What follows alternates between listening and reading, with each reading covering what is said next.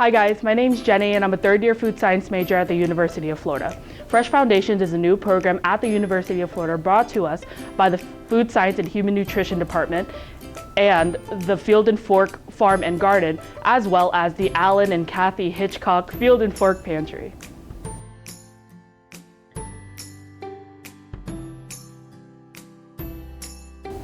Our goal is to help students improve their culinary skills as well as encourage students to use fresh, local, and seasonal fruits and vegetables. So today we'll be learning about knives, how to use them, how to properly hold them, the claw, and how to maintain sharpness. All right, so this is our chef's knife. So our chef's knife is the most standard knife in the kitchen. You could literally use it for anything. It's typically about, let's say 8 to 10 inches long. Mine is about 8 inches long because I like the smaller feel of it. Usually people would do up to 12, that's fine. I just prefer it like the smaller one. It's primarily used for chopping, slicing, and dicing, but honestly you could use it for everything in the kitchen. All right, so this is a paring knife. As you can see, it is very small compared to the chef's knives. It's about, I want to say about 3 to 4 inches, and this is primarily used for cutting smaller vegetables or fruits. Obviously, you don't need a big knife to cut a strawberry, so a lot of people would go for the paring knife. It's also used for peeling. All right, so this is a bread knife. So you notice how it has this like serrated like end right here. So you know when you cut bread with just a regular knife and then the bread kind of smushes down and you have flat bread? So the serration actually prevents that. When you're cutting, it's gonna cut just directly down without it smushing the bread. That's why this is a bread knife. So now we're gonna be talking about how to sharpen your knife and how to maintain its sharpness.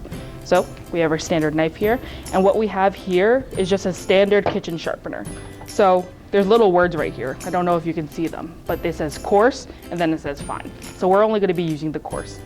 So what we're gonna do is that coarse setting on our knife sharpener, we're gonna take it, we're gonna hold our knife the same exact way we prepared for cutting it. So a nice grip. And what you're gonna do is you're gonna start off from the base and pull out like that. So put the knife around the coarse, but hold it firmly. 1, 2, 3. So the fine setting is really to finish off the touchings, but I don't like doing that with this. I like doing that with this. So this is how we maintain the sharpness. So the actual sharpener sharpens our blade for us, but in order to keep our blade very sharp, we're gonna finish it off with this. So to be safe, we can do it away from us. So we're gonna hold in our non-dominant hand very tightly, and we're gonna start off with the base on a slant, about 45 degrees, and we're gonna push it away from us. I like to do it like 3 times on each side. So on this side, when we flip the knife over, we're gonna have to go towards us. Obviously, don't have it too close to your tummy. We don't want that. So, and then when you practice enough, and a lot of people can go faster, but I'm not gonna show that to you today. So the first thing we'll be doing is setting up our cutting board. So we have our cutting board and we see that it slips and slides like this. So when you're cutting, things are gonna turn. We do not want that. So what we're gonna do is take this wet rag. I just used a regular kitchen towel and I wet it. We're gonna put it under the cutting board. So now it will not move. The next step, we'll be learning how to hold a knife properly. So we have our standard kitchen knife. We're gonna use it. Whatever dominant hand you have, you're gonna use your thumb and your pointer finger, and you're gonna put it on the blade right here, right above the handle, and pinch it basically. And we're gonna use these 3 fingers, and we're just gonna wrap it around the knife. Now holding it like this gives you a lot of control. The knife should be an extension of your arm, essentially. When you have this, you have enough angle and you have enough control, because when you're cutting like this, you're gonna cut down and you're gonna slip out. That will result in, you cutting off your finger, and obviously we don't want that. So if we're gonna hold it, we pinch it, wrap our 3 fingers around it, so we have a nice grip on it. So with our other hand, we're gonna do what we call a claw. So I took sign language for 4 years. So this is essentially an E in sign language, if you could see that. And what we're gonna do is when we're holding whatever vegetable or meat we cut, we're gonna use the claw. So the reason why we do this is we're gonna tuck the tips of our fingers underneath our thing, and the blade is gonna go against our knuckle right here. So obviously we won't cut off the tips of our fingers. That's great. So when we're using the claw, our non-dominant hands holding whatever we're using, the knife, pinched, that, and going down. Now that we know how to use our knife and maintain our knife, it's really important for the next step. So the most important thing, especially during this global pandemic right now of COVID, is to wash all of our vegetables very thoroughly. So once we have washed all of our vegetables, I'm going to be showing you a variety of basic cuts that you should know. So the very first thing that we have to do with each vegetable is round it off. So you see how I'm literally rolling it back and forth. So when we cut it, it's going to roll as well. What we want to do, pinch, there, claw, we're going to round it off. So now it has a flat surface, so now it won't roll around on us. The very first cut that we'll be doing today is called a bâtonnet. It's a thick matchstick cut.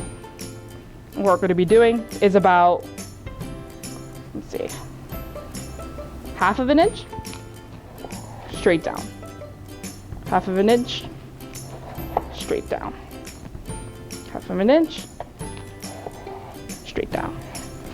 All right, and because it's a thick match cut, what we're going to do, just cut that in half. So if you want like potato wedges or like a thicker cut fry, this would be your bâtonnet. All right, and from our bâtonnet, we could also do a large dice. So large dices are essentially just a really big cube. And from our bâtonnet, which this is what it looks like, we're just gonna go ahead and chop it into half-size cubes.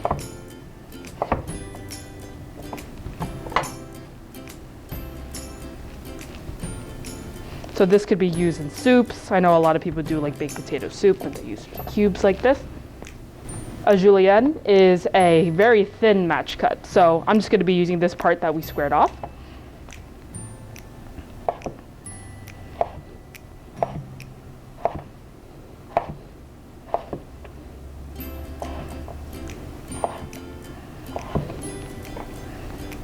And essentially it would be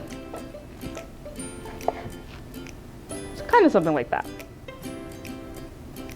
just much more thinner.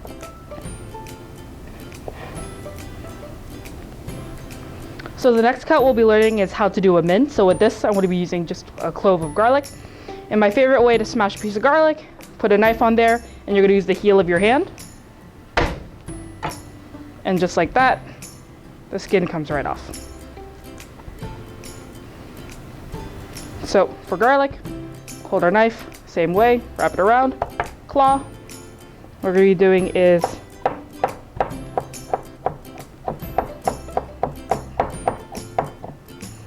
remember to watch your fingertips, face it down. So we cut it like this once, and then we're going to cut it just like this once.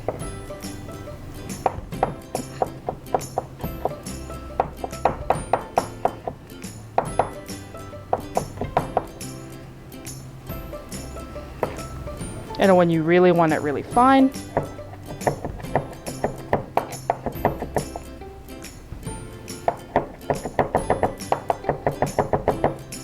and that's how you get a really fine mince. All right, so the next cut we'll be doing is a chiffonade. So a chiffonade, it means ribbon-like. So usually you use these for like really leafy herbs or really leafy greens. I like to use it for when I'm making shredded lettuce for tacos, but today we're going to be using basil. So as you can see, I stacked most of the leaves on top of each other. What you're going to do is you're going to roll it. And once you roll it, you have a little log thing right here. Use your knife, up there.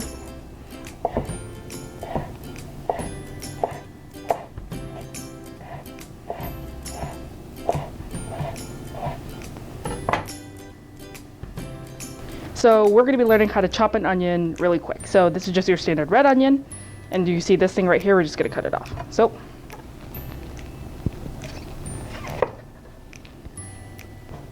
all right, and we're going to keep this root intact. I'm going to cut down just like that, put it aside. So the fastest way of chopping an onion, or of what I've seen, it's going to take this half. You're going to take the base of your knife, put it here and you're gonna glide it across the onion, not cutting all the way through. We're only gonna partially cut it, probably up to like here. So, using our claw, base of the knife, and just gliding our knife through like that. Afterwards, we're gonna put it like this, go down,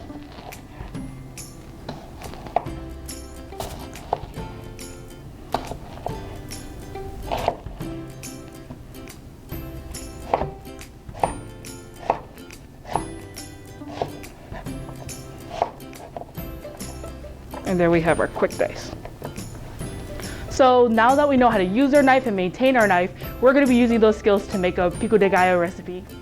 So the first step of our Pico de Gallo recipe, we're going to be dicing this Roma tomato. So you'll see the ingredients on the list, and there they are. We're going to cut off the top of that Roma tomato, and then we're going to cut it in half just like this. So what I like to do is square it off again, put that aside, and really cut it down. All right, so this is similar to that medium dice I was telling you guys about, or because it's a Roma tomato, it would be considered a small dice, I guess. Just like that.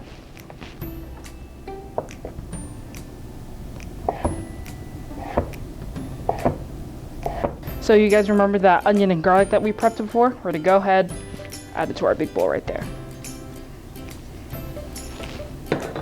All right, so now we're going to learn how to juice a lime. So the first thing I'm going to do is I'm going to roll it. So you're probably wondering, why am I rolling a lime? That does nothing. Well, it does do something. It really gets the juices going. I'm going to roll it back and forth for a little bit. We see it's a little bit softer. Use our knife. Cut it in half. And what we're going to do is we're going to add the juice of one whole lime right into our bowl. An important thing to do is these limes don't have seeds, but some do. What you're going to do is you're going to hold your hand right under it so you'll catch any of the seeds going.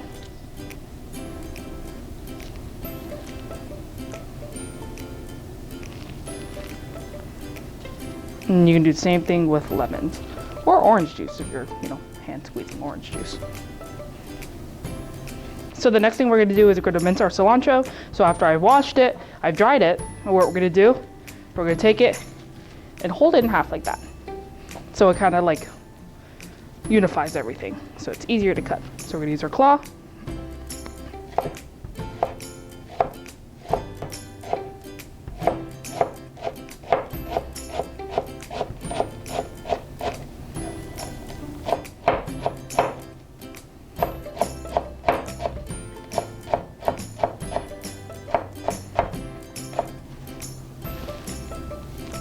Directly into our bowl. And now we're gonna dice one whole jalapeno. So the thing about jalapenos is the heat is in the seeds. So we're gonna cut this in half. So you see all those seeds right there? That's where the heat contains. So if you want your pico to be really spicy, go ahead and add your seeds. Personally, I'm not gonna make them that spicy, so I'm gonna take them out. So with my hands, I'm wearing gloves, but make sure when you're doing this at home, you wash your hands right after, and you make sure you don't touch your face, your nose, your mouth, or anything. Because it's going to burn, I promise you, I've been there along. A little heat, a little seeds, a lot of seeds, a lot of heat. So I don't really want that heat right now, but I do want the flavor of the jalapenos. So we cut in half.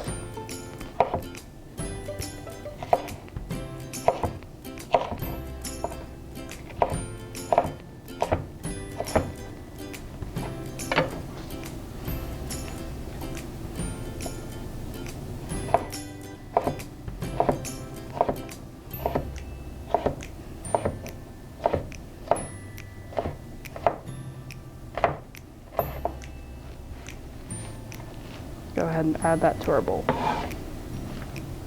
So we got our spoon. We're just gonna fold it all together.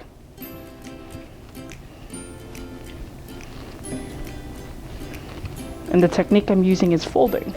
So when you mix, you mix like this, but when you fold, you just kind of turn it over on itself. So after this, I'm just gonna cover it and then I'm gonna put it in the fridge for about 10 to 15 minutes for it to sit and really intensify its flavor. Because right now, a lot of things are still raw, everything hasn't been coated in all the other flavors, but once you let it sit, it's gonna be great. I hope you guys enjoyed our very first video of this series. Mastering your knife skills is gonna be the root of all your culinary adventures to come. Our team has provided a link of the recipe and additional sources from the Field and Fork Pantry that shows us where to find local, in-season, and fresh produce. I hope you guys keep an eye out for our next videos to come. Until then, stay fresh, Gators.